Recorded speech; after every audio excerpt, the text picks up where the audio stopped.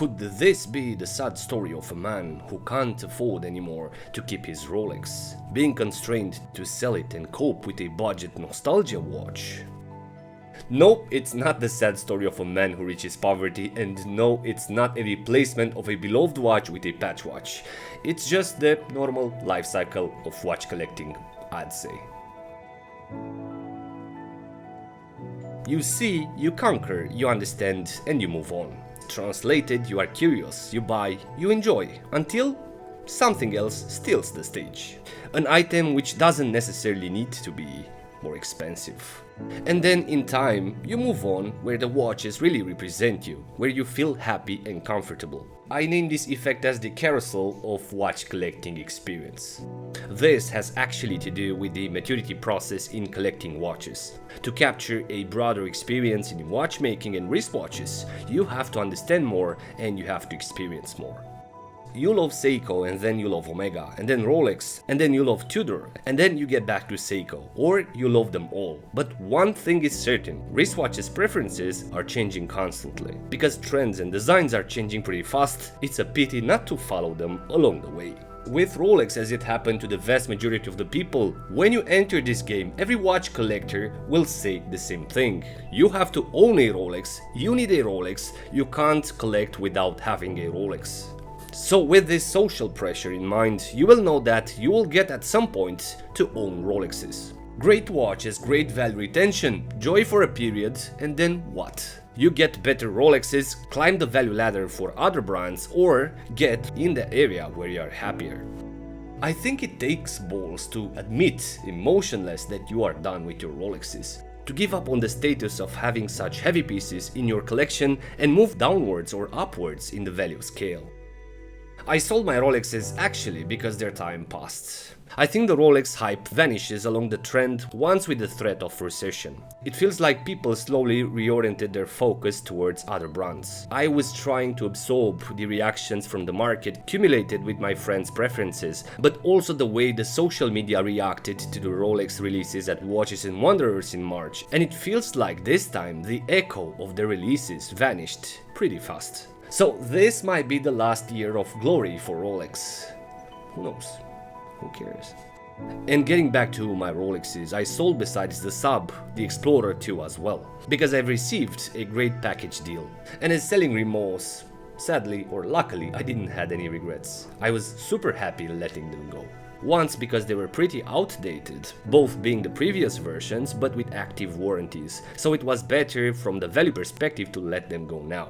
And the second reason for the excitement of the future potential purchases, because sky's the limit. There's an amount of money which can be put into a few interesting pieces.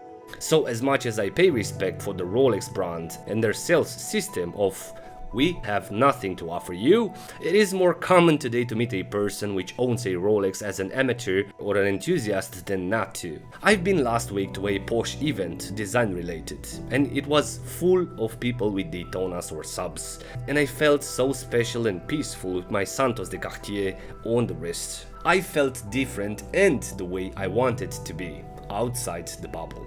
And the question is now where to go besides Rolex. A step forward to a more luxurious brand, a step on the side and maybe grab an interesting IWC, or a step behind and buy a wheelbarrow full of watches. Because I've been scanning upwards and downwards in the price point scale and it feels nothing is exciting on the horizon besides a few Panerais or Cartiers.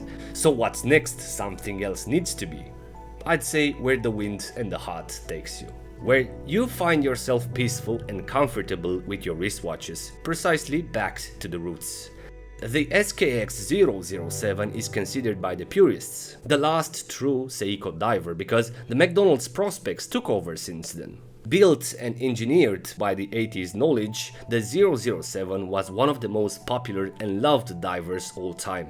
It was the first or the last diver which was able to offer the true trident between design and quality for the money asked, being as well the most modded watch all time. I remember when I started to watch YouTube videos that the SKX 007 was by far the most respected budget watch, so I had to have one. And I still remember some reviewers said that the SKX must be in any luxury collection, a great replacement for a luxury watch in a vacation. It is extremely interesting now, after a few years of experience with wristwatches, how I perceive now the Seiko SKX, more like a pro than a newbie. Now I can understand the connection of the Submariner with the SKX 007.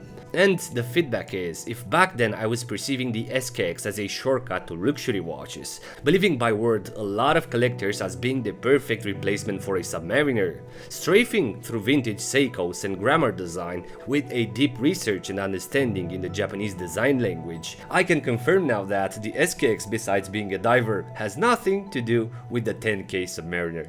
It's not a sub-alternative nor a similar design. They do not share the same history, even the same specs. So don't take necessarily by word the content creators. Sometimes it's for the attention, but this is another hot subject for another time. And it's funny now when I see the SKX case. A few years back I thought it had a standard oyster type of the case with normal lugs, but now when I revisit it, it feels 100% as a tonneau case than a Submariner one. Now I can read clearly the retro design and the reasoning of each element behind put by Seiko in this legend. And although the watch is considered now big, the SKX at 42mm wears extremely well due to the reduced lug-to-lug, checking obviously Robert Redford's SKX 009 in the movie All Is Lost. It fits so good on his wrist. So, 300 watches later, I understand now that the SKX represents a powerful design for the brand and a milestone for their products, which is the last hard cut before the McDonald's line with colored and overpriced models. And once again, the SKX 007 was the last diver watch accepted by the purists. So, as a short conclusion, yesterday you had Rolexes, today you have Seikos, tomorrow you'll have Tudors. So that's the beauty of it, you don't even know where you'll lead yourself in the future.